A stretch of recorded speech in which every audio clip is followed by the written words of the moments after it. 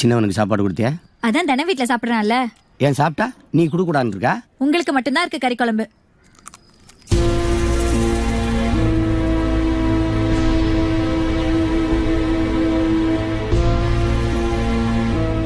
எங்கம்மா எந்திரிச்சு போறாரு? எங்க போயிருவாரு? சாப்பிட இங்க தானே வரணும். சின்னவனே இந்தா வேணாண்ணே. இல்ல வேணாண்ணே. வச்சுக்க. மதுரையில் போய் படம் கடம் பார்த்துட்டு கலப்பு கடையில் போய் நல்ல கறி சோறு சாப்பிட்டு வா.